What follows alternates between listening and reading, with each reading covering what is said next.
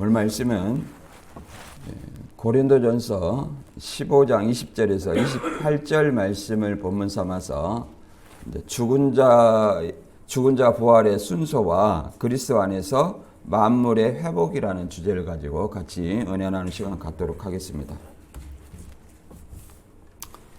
우리가 이 앞번에 이제 고전 15장 12절에서 19절까지 이렇게 알아봤는데, 우리가 다시 한번 고린도전서를 정리해 보면 고전 15장 1절부터 11절까지는 예수님의 부활은 역사적 사실이라는 것을 얘기를 했습니다. 많은 증인들이 있었고 500여 명의 증인이 있었고 그 중에 대부분은 살아있는 사람이다, 이렇게 얘기를 합니다. 그리고 예수님의 부활은 어떤 뜬금없는 얘기가 아니라 성경의 예언대로 이루어진 분명한 사실이라고 얘기를 합니다. 그것은 많은 어떤 목격자도 있지만 특히 예수님의 부활을 믿지 못하고 예수님을 믿는 그리스도인들을 박해하던 바울 자신이 예수님의 부활을 보고 회심한 것을 통해서 충분히 입증할 수 있다, 이렇게 얘기를 하고 있습니다. 그 다음에 고전 15장 12절에서 19절까지 이제 이 앞번에 본 내용은 그리스도의 부활이 전해졌음에도 불구하고 일부가 죽은 자의 부활을 부정하고 있음을 얘기를 합니다. 이런 어떤 사상은 헬라 사상의 이원론이나 또 사두개인들처럼 내세를 믿지 아니하고 부활을 믿지 않는 그런 사상들이 있었죠. 그러나 만일 죽은 자의 부활이 없다면 그리스도도 부활하지 않았을 것이다, 이렇게 얘기를 합니다. 그리고 이 그리스도가 부활하지 않았고 죽은 자의 부활이 없다면 우리의 믿음도 헛되고 여전히 이 그리스도 안에서 그리스도를 믿다가 부활을 믿다가 죽은 자들, 이 사람들도 여전히 아무 의미 없이 망하였을 것이라고 얘기를 합니다. 말 그대로 그리스도의 부활은 죽은 자의 부활의 어떤 소망을 인해서 예수님께서 부활하셨고 부활의 샘플이라고 얘기를 합니다. 따라서 모든 어떤 신앙의 기본이 부활을 소망하고 신앙한다고 이렇게 말해도 과언이 아니라고 얘기를 합니다. 그리고 본문의 내용은 말 그대로 그리스도 죽은 자 가운데서 부활하신 첫 열매를 얘기를 합니다. 그리고 제목에서 말한 것처럼 부활의 순서라고 이렇게 첫 열매라는 것은 그러잖아요. 많은 어떤 곡식이 있는데 그 중에서 첫 번째로 얻은 열매, 그러면 그 다음 열매가 있다는 거죠. 그 다음 열매. 그래서 예수님은 죽은 자의 부활의 샘플이라고 얘기를 합니다. 많은 어떤 죽은 자들이 예수님과 같은 부활을 한다, 이렇게 얘기를 하는 거죠. 그런데 부활의 순서가 있다. 부활의 순서는 어떤 거냐? 그리스도가 먼저 첫 열매로서 부활하고 그 다음에 그리스도 재림하실 때 그리스도에게 붙은 자라는 것은 그리스도 강림하실 때 예수님이 데리고 오시는 자를 얘기를 하는 겁니다. 데리고 오신 자는 누구를 얘기합니까? 그리스도 안에서 죽은 자를 얘기를 하는 거죠. 그리스도 안에서 죽은 자를 데리고 온다는 것입니다. 그리고 이제 마지막은 그 다음은 그 후에는 나중이라 이렇게 마지막을 얘기를 하는데, 이 마지막은 모든 권세와 능력을 멸하시고 하나님 나라를 아버지께 바칠 때라, 이렇게 얘기를 합니다. 그러니까 권세와 능력을 멸한다 얘기하는 것은, 멸하는 권세와 능력은 사단의 권세와 능력이고 그렇게 해서 이루어지는 하나님 나라를 아버지 하나님께 바칠 때라, 이렇게 얘기합니다. 그럼 이것은 이제 견해가 우리 개혁주의에서는 이제 두 가지 견해가 크게 있어요. 역사적 전천년설은 천년 후를 얘기하지만 천년 후에 하나님께 이제 나라를 바친다고 얘기를 합니다. 왜 그러냐면 사단이 결국은 사단과 사망이 천년 후에 완전히 불못에 던져지기 때문에. 그러나 이제 무천년설은 예수 그리스도 재림으로 왜 그러냐면 이미 현재 예수 그리스도인들은 첫째 부활에 참여해서 왕노릇 하고 있고 예수님의 재림으로 말미암아 모든 것이 끝나기 때문에 이 예수 그리스도의 재림으로 이제 끝나기 때문에 이제 재림이 마지막이다고 이렇게 얘기를 합니다. 아무튼 이제 저는 이제 무천년설 견해를 좀 쫓아서 강의를 하고 있습니다. 이렇게 그리스도의 모든 원수를 그의 발 아래 두실 때까지 이제 그리스도는 왕노릇 하시고 하나님께서는 그 중에 들지 아니한 것이 분명하도다 이렇게 얘기합니다. 그러니 우리가 이제 결국은 예수 그리스도께서 원수들이 발 아래 둘 때까지 왕노릇 하시고 그 왕노릇 하여 하나님께 바칠 때까지 하나님은 그 만물 안에 드시지 않았다고 얘기를 하는 겁니다. 좀 이런 말은 좀 어려운데 나중에 본문을 통해서 계속 설명해 드리도록 하겠습니다. 결국 모든 것이 그리스도에게 복종하게 될 때 그리스도 자신도 하나님께 복종하게 되어 하나님이 만유의 주로서 모든 것이 존재하게 된다 이렇게 얘기를 합니다.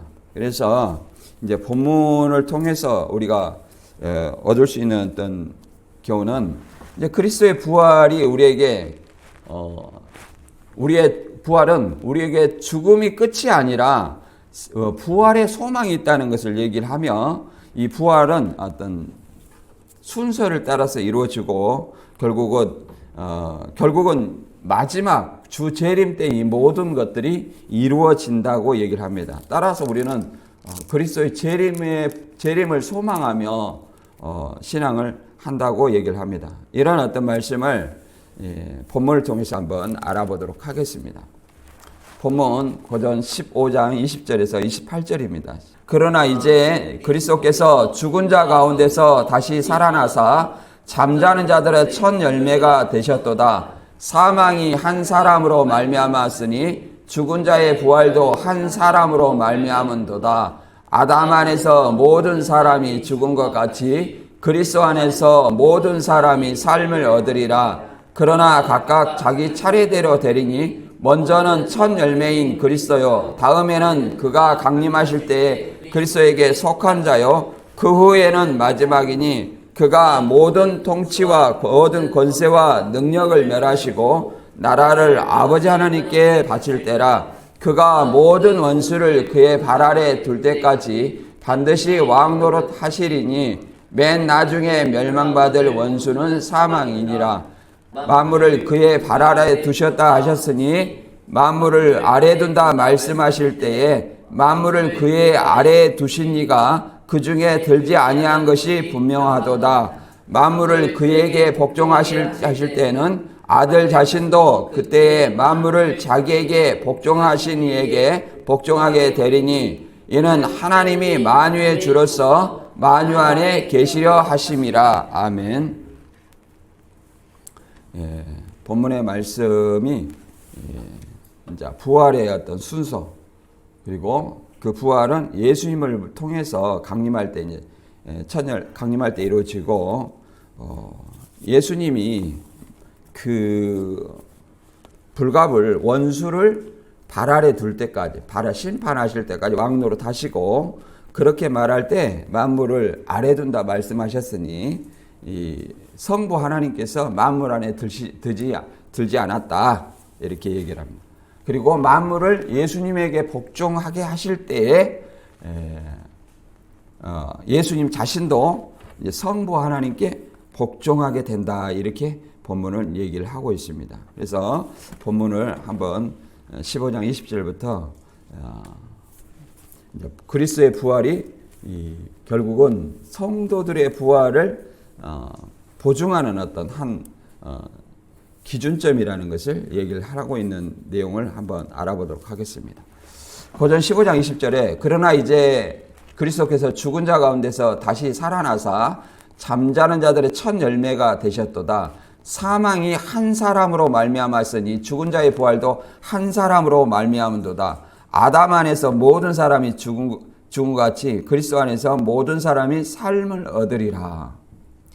여기서 이제 말하는 것은 15장 12절부터 이제 19절까지 그리스도가 부활한 것은 죽은 자의 부활이 있기 때문이다.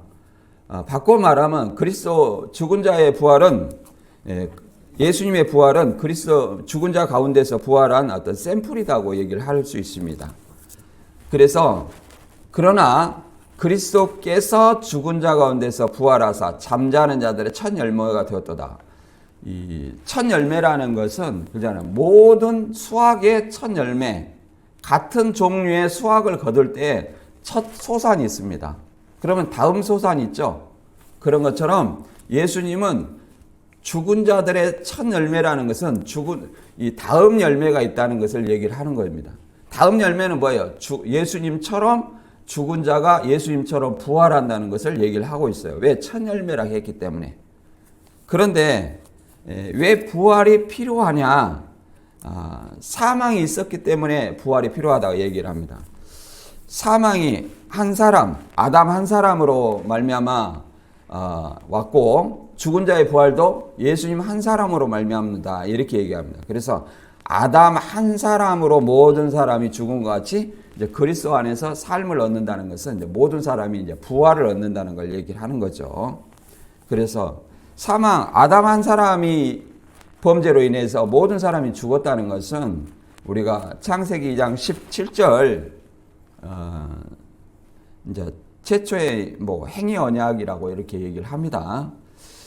선악을 알게 한 나무의 실과를 먹지 말라. 내가 먹는 날에는 반드시 죽으리라. 이렇게 얘기를 했습니다. 그래서 이런 말씀하실 때는 하나님이 아담과 동행을 했어요.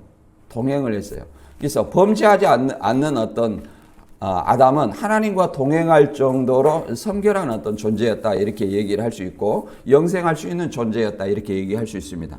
그러나 아담이 하와가 준 선악과를 따먹으로 말미암아 하나님의 말씀을 어겼어요.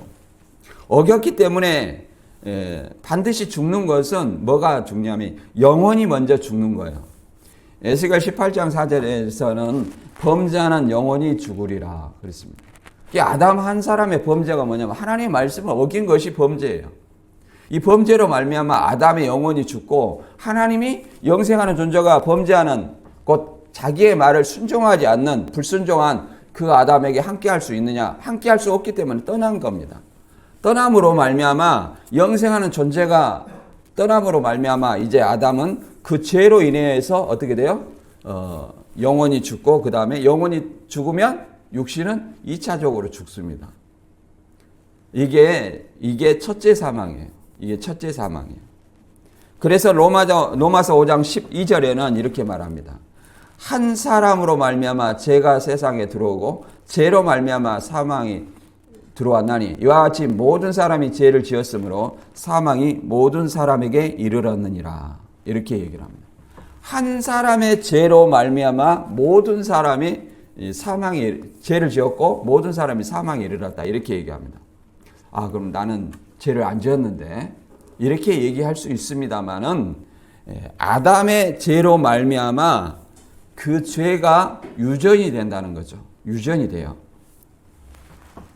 왜 그러냐면 죄의 싹은 사망이라고 얘기를 합니다. 이 로마서 5장 17절에 이렇게 말합니다. 한 사람의 범죄로 말미암아 사망이 그 한 사람을 통하여 왕노릇하였은즉 더욱 은혜와 의의 선물을 넘치게 받은 자들을 한 분 예수 그리스도를 통하여 생명 안에서 왕노릇하리로다. 그런즉 한 범죄로 많은 사람이 정죄에 이른 것 같이 한 의로운 행위로 말미암아 많은 사람이 의롭다 하심을 받아 생명에 이르렀느니라. 이렇게 말합니다. 이 아담의 범죄로 말미암아 그 아담의 후손은 죄인의 후손이기 때문에 같은 죄의 속성을 가지고 태어납니다. 그래서 같은 죄인이라는 거예요. 바꿔 말하면 영생하지 않는 인간, 그 죄의 속성을 가진 죽을 수밖에 없는 그런 어떤 죄인의 후손은 반드시 죄인을 낳게 됐고 그 죄인의 후손은 반드시 죄 안에서 사망을 죽을 수밖에 없다. 그래서 사망이 왕노를 했다. 이렇게 말합니다. 그런데 하나님은 이 죄인을 다시 살리기 위해서 그러잖아요. 다시 살리기 위해서 더욱 은혜와 의의 선물을 넘치게 받은 자들은 이렇게 말합니다. 통해서 받았냐면 한 분 예수 그리스도를 통하여서 더욱 은혜와 의의 선물을 넘치게 했다. 그러면 왜 은혜와 의의 선물이라 그랬느냐? 죽을 수밖에 없는 죄인들, 그렇잖아요. 죽을 수밖에 없는 죄인들에게 필요한 것이 뭐예요? 예수 그리스도를 믿음으로 말미암아 구원을 주셨기 때문에 이건 하나님의 은혜이고 의의 선물이라고 얘기합니다. 왜 의의 선물이라 하느냐? 예수님은 죄인이 아니신데 죄인을 위해서 한 의로운 행위라는 거예요. 죄인을 대신해서 십자가에 달리셨기 때문에 나무 아래 달리셨기 때문에 이 행위를 말하여 의로운 행위라 말합니다. 이 의로운 행위로 말미암아 그를 믿는 사람에게 의가 전가되는 거예요. 전가된 거예요. 우리가 예수님이 십자가에 달리시면 우리의 죄를 전가받아서 죽으시며 예수님이 부활하시면 예수님의 의가 우리에게 전가돼서 우리가 의롭다함을 얻는 거예요. 내가 스스로 의롭다한 것이 아니라 하나님이 예수 그리스도를 믿음으로 말미암아 의롭다 칭해 주시는 거예요. 이게 이신칭이죠. 그러므로 말미암아 생명 곧 이제 부활에 이르려 할 수 있다 이렇게 얘기를 합니다. 그래서 죄의 싹은 사망이지만 하나님의 은사는 예수를 통하여서 주 안에 있는 영생이라 이렇게 얘기를 합니다. 그래서 이 아담의 이제 죄가 예수님의 대속으로 말미암아 뭐가 됐어요? 이제 더 이상 전가되지 않아요. 이것을 에레미야 31장 29절 이하에 이렇게 나와 있습니다. 우리가 신포도 얘기를 하는데 아버지가 신포도주를 먹었는데 아들이 이가 시다. 그 말은 아버지가 신포도를 먹었으니 아들의 이가 안 쉬어야 되는데 같이 쉬다는 것은 신포도의 그 신맛이 전가된다는 거예요.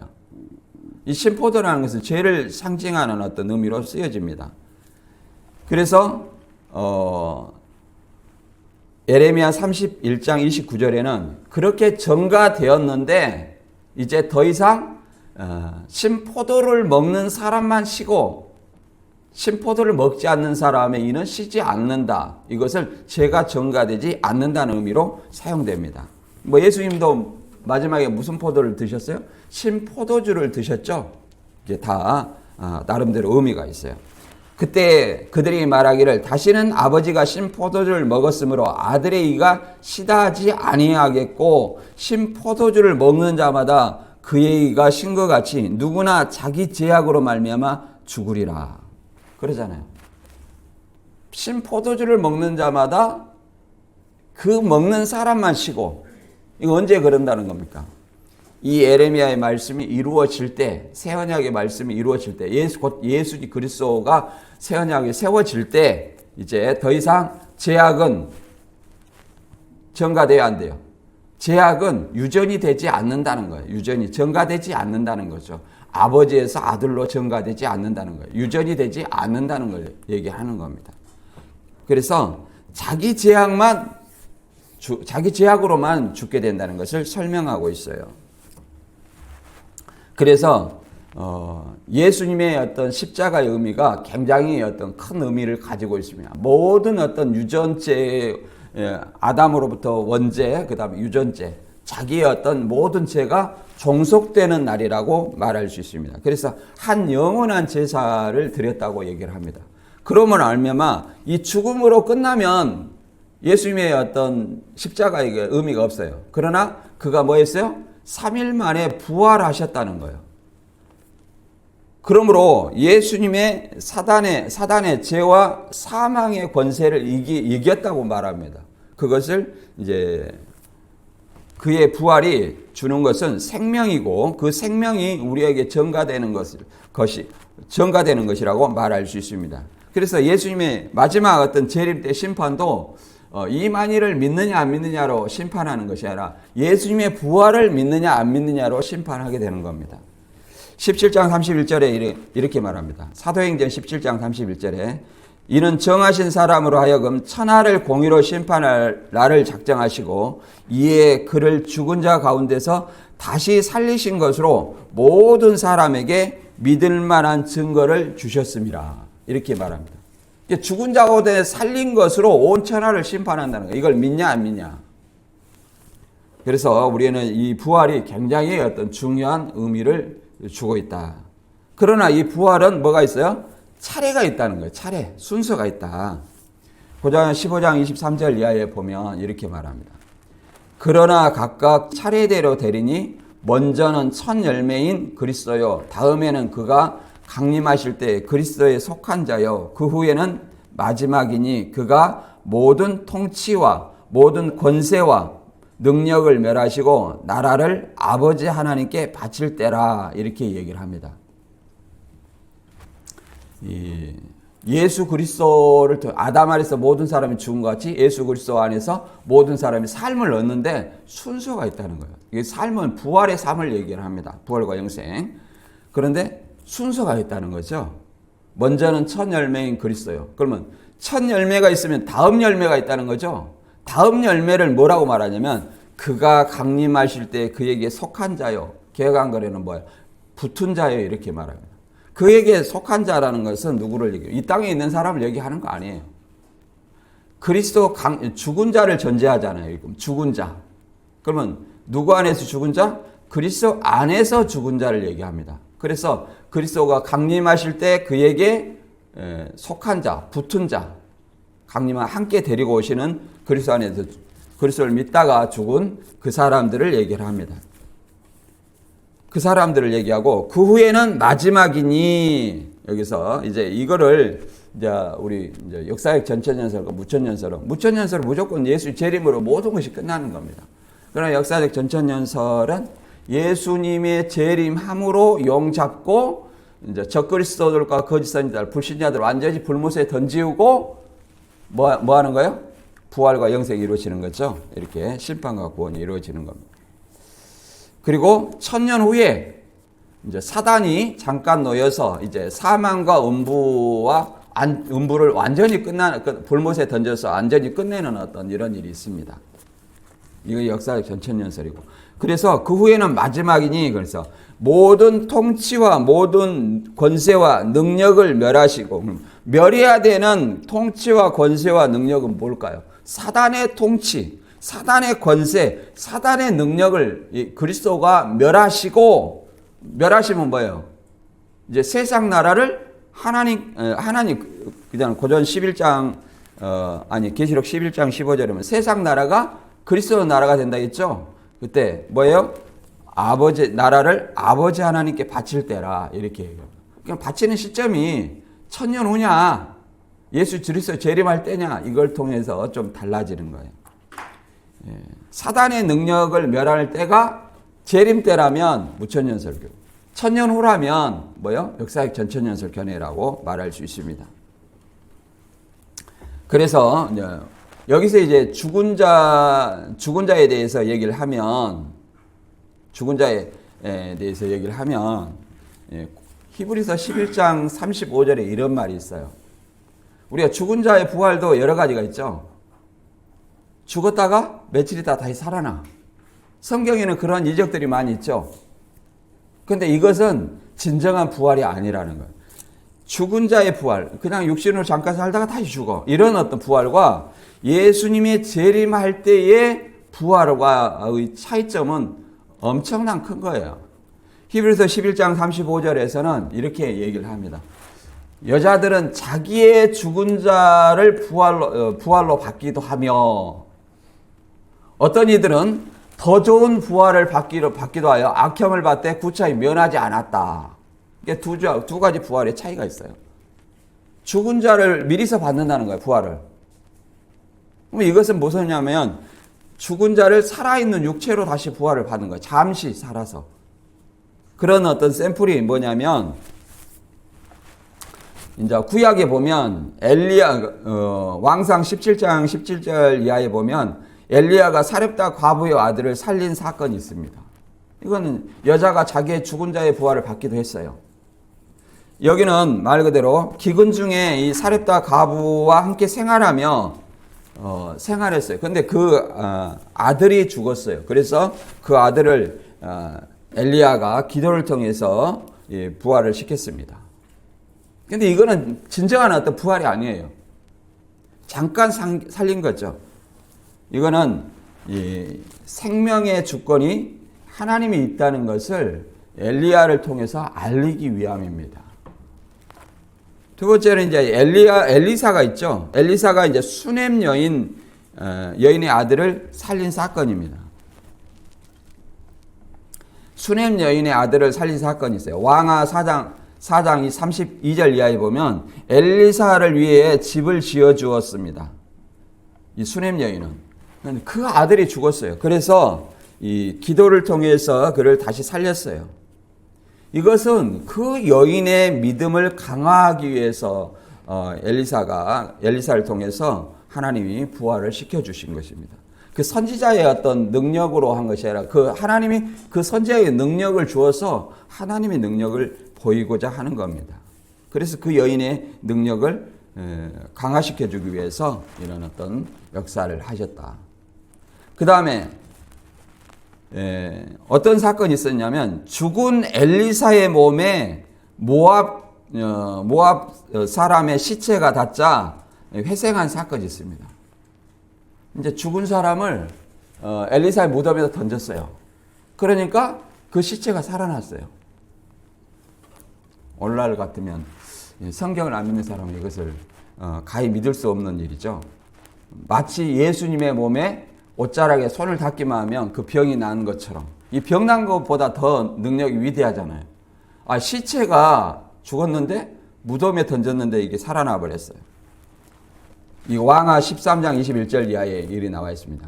이 사람은 모압과 전투 중에 죽은 자로서 엘리사의 무덤에 닿자 이제 부활한 겁니다. 이것은 이 엘리사의 능력이 엘리야보다 그 대단한 것을 알려주고자 하는 겁니다. 왜 그러냐면 엘리사가 마지막에 소원한 것이 뭐예요? 엘리야보다 배나 능력을 받기를 원했어요. 그래서 하나님이 엘리사에게 그 배나 능력을 주었죠. 그래서 죽은 이후에도 그 능력이 존재함을 이렇게 보여주는 겁니다.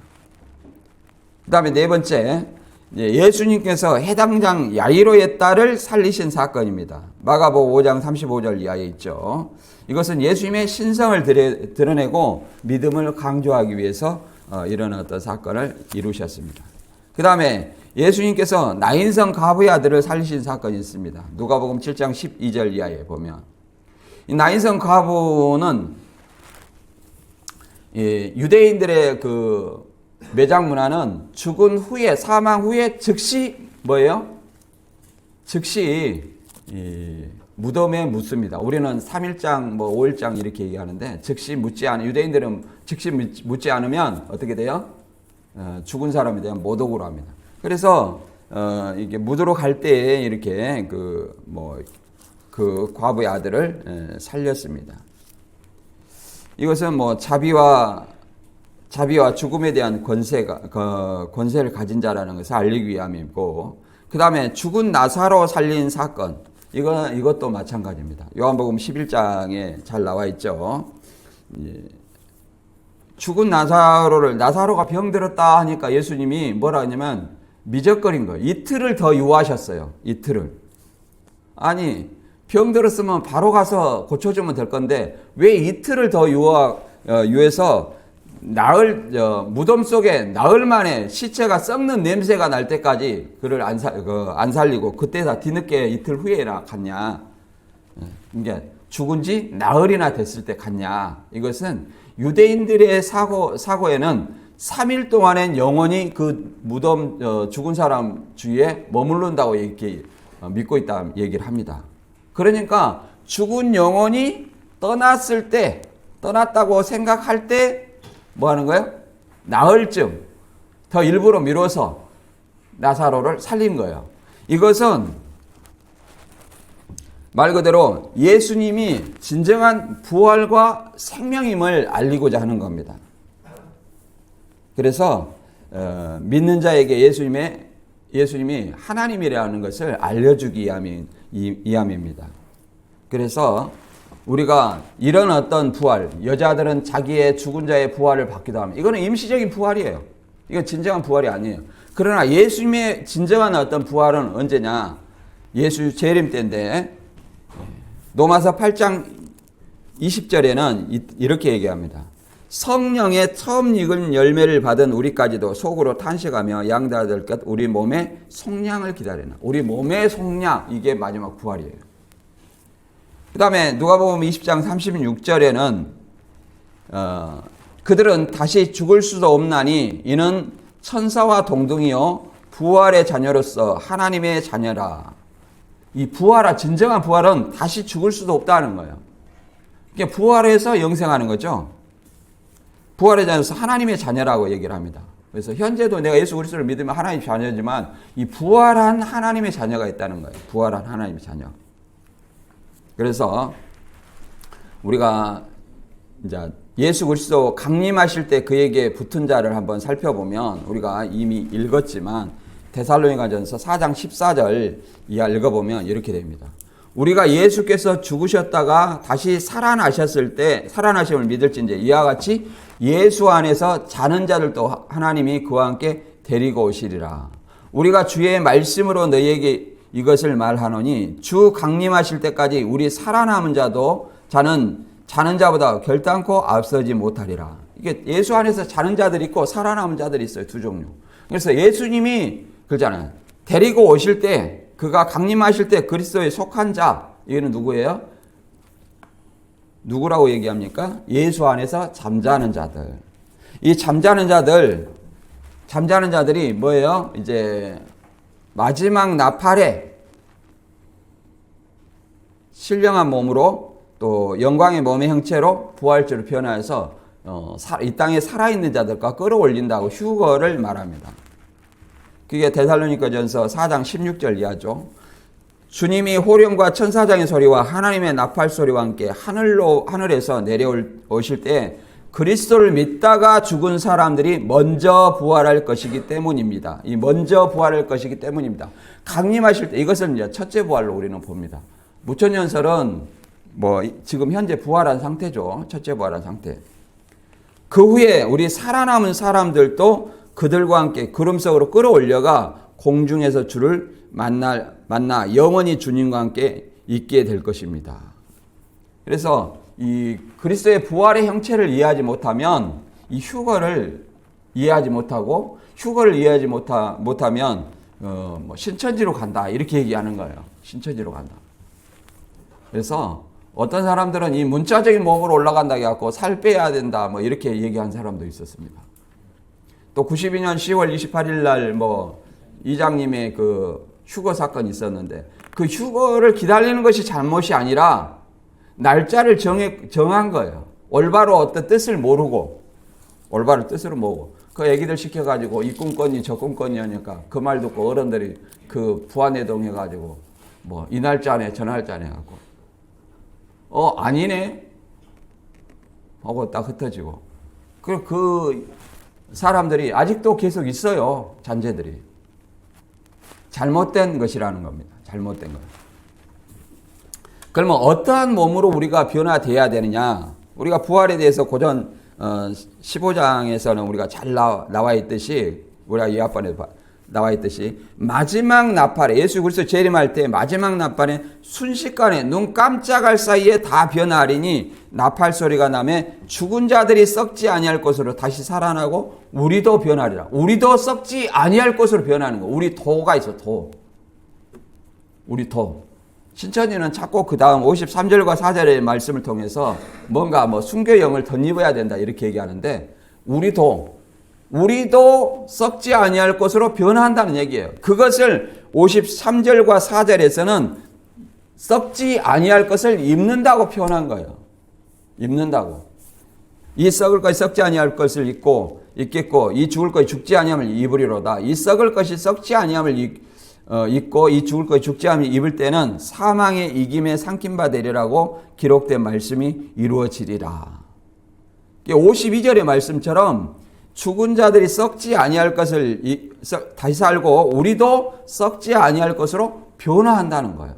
그 변화를 썩지 아니할 것을 변화하는 것을 썩을 것이 썩지 아니할 것을 입는다고 이렇게 표현한 거예요. 변화를 입는다고 표현하는 것은 15장 49절에도 나와 있습니다. 우리가 혹에 속한 자의 형상을 입은 것 같이 또한 하늘에 속한 자의 형상을 입으리라. 내가 아담의 형상을 입었어요, 현재. 그럼 내가 뭐 이렇게 태어났지 뭐 어떻게 변했습니까? 그런 것처럼 하늘에 속한 자, 곧 그리스도의 형상을 입으리라 이렇게 얘기를 합니다. 그리스도의 형상을 입는다는 것은 그리스도와 같이 변한다는 거예요. 얘기를 하는 거예요. 빌립보서 3장 21절에 이렇게 되잖아요. 우리의 낮은 몸을 예수님의 영광의 몸의 형체와 같이 변케 하시리라. 하나님의 주권적인 역사로 나팔 소리를 들을 때 믿는 자들은 어떻게 되는 거예요? 예수님의 영광의 몸의 형체, 부활체, 썩지 아니할 것, 신령한 몸 이걸로 변케 해주신다. 그걸 입는다고 얘기하는 것이지 뭐 순교형이 임해가지고 뭐 순교형 임하면 누구 정체성으로 살아갈 거예요. 순교형이 14만 4천밖에 안 됩니까? 그러니까 뭐 한 사람한테 몇 사람이 들어갈지 모른다. 뭐 귀신 잔치입니까? 말 같은 소리를 해야 됩니다. 말 같은 소리. 그건 아니에요.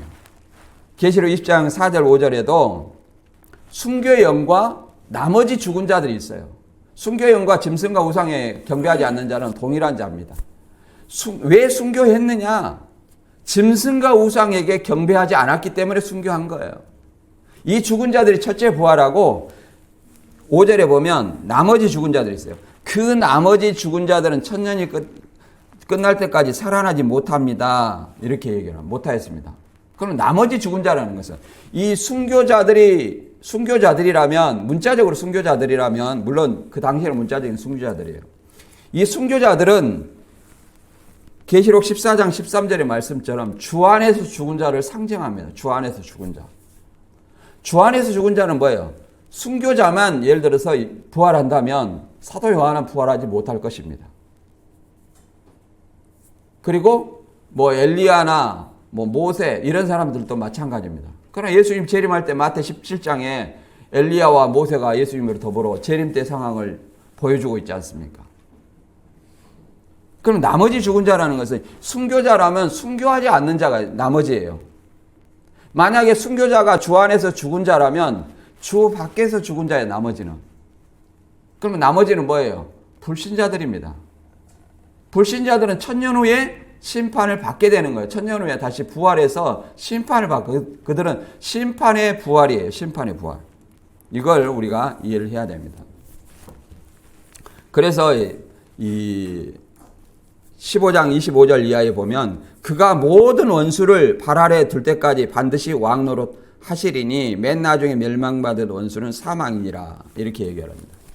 여기서 그는 예수님이죠. 예수님이 모든 원수를 심판할 때까지 예수님이 반드시 왕노릇 하시겠다 그럽니다. 이게 사단을 심판할 때까지 뭐예요? 예수님은 왕노릇 하신다는 거예요. 그래서 맨 나중에 멸망받을 원수는 누구냐? 사망이다 이렇게 얘기를 합니다.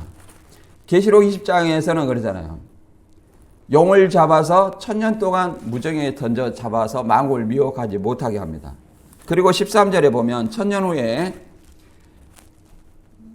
부활한다 했죠. 나머지 죽은 자가. 그럼 나머지 죽은 자는 뭐라고 그랬어요? 주 밖에서 죽은 자. 예수 안 믿다가 죽은 사람. 순교자가 주 안에서 죽은 사람이라면 그 나머지 죽은 자는 주 밖에서 죽은 사람이다. 주 밖에서 죽은 사람은 누구예요? 불신자다. 불신자는 봐보세요. 바다가 그 가운데 죽은 자를 내어주고, 자, 바다는 뭐 세상이죠? 사단의 어떤 세력 안에 있는 그 사람들, 영적으로 죽은 자. 그 다음에 사망과 음부도, 그잖아요. 음부는 뭐예요? 예수 재림하시기 전까지 불신자가 가는 곳이 음부예요. 믿는 자가 가는 것은 이 하늘 성소죠. 사망과 음부도 그 가운데 사망이 그 죽은 자들을 주관했죠. 사망과 음부도 그 가운데 죽은 자들을 내어줌에 각 사람이 자기 행위대로 심판을 받고, 그러니까 나머지 죽은 자의 어떤 그 천년 후에 부활해서 심판을 받게 됩니다. 사망과 음부도 이제 더 이상 이제 쓸모 있어요, 없습니다. 그래서 사망 권부도 불못에 던져지리니 이것이 둘째 사망 곧 불못이라.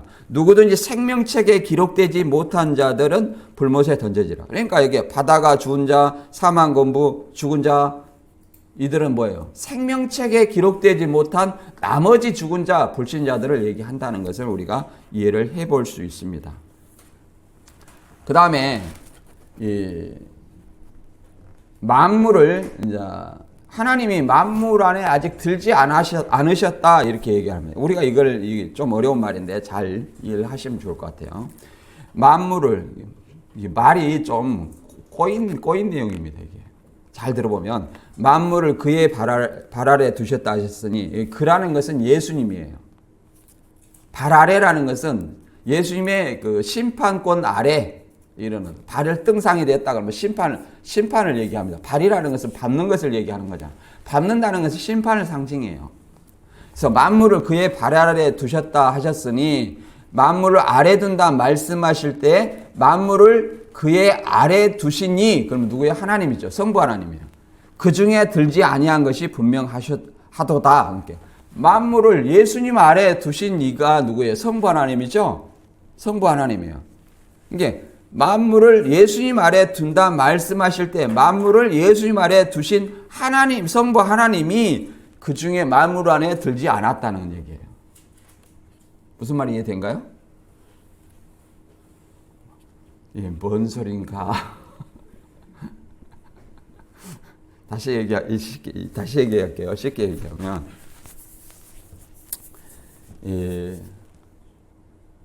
모든 만물을 예수님 발 아래 뒀다는 거예요. 성부 하나님이. 그런데 그 성부 하나님은 예수님 발 아래 이렇게 모든 만물을 두게 하셨는데 그 하나님, 성부 하나님은 그 만물 안에 아직 들지 않았다는 거예요. 이해되시죠?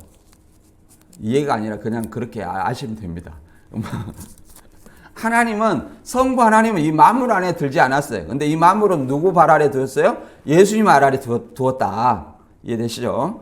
그 다음에 만물을 그에게 예수님에게 복종하게 하실 때에는 아들 자신도 그때에 만물을 자기에게 복종하신 이에게 복종하게 되리니 이는 하나님이 만유의 주로서 만유 아래 계시리라 하심이라. 결국은 자 28절의 내용은 이겁니다. 27절은 예수님 아래에 모든 만물을 두었어요. 누가? 성부 하나님이. 성부 하나님은 그 중에 들지 않았어요. 그런데 이렇게 얘기합니다. 만물을 예수님에게 복종케 하실 때는 예수님 발 아래 모든 만물을 뒀지만 이 만물이 예수님한테 복종해야 안 해요? 안 해요, 아직. 발 아래 두어 있지만 심판권 아래 두었지만 아직 복종하지 않는다는 거예요. 복종하지 않는다. 그런데 이제 만물이 예수님에게 복종하게 될 때는 이제 하나님이 그 만물 안에 드신다는 거예요. 함께 하신다는 거예요. 결국 하나님이 이 만물 안에 함께 하고자 예수님을 통해서 이 모든 만물을 예수님의 발 아래 예수님의 심판을 통해서 만물을 복종하게 한다는 거예요. 복종하지 않는 사람들은 영벌이죠. 그럼 우리는 이렇게 생각할 수 있습니다. 이 하나님이 성부 하나님이 높고 성자 하나님은 하나님이 아니냐 이렇게 생각할 수도 있지만 하나님이라는 어떤 우리가 삼위일체에서 성부 하나님과 성자 하나님, 성령 하나님은 동등한 권한을 가지고 있습니다. 그러나 어떤 면에서 복종하게 되느냐? 사역적인 면에서 이렇게 복종하게 된다는 겁니다. 사역적인 면. 그래서 모든 만물이 삼위 하나님은 동등하지만 모든 만물이 그리스도에게 복종하게 될 때에 아들도 성부 하나님께 복종하게 된다는 얘기를 하고 있는 겁니다.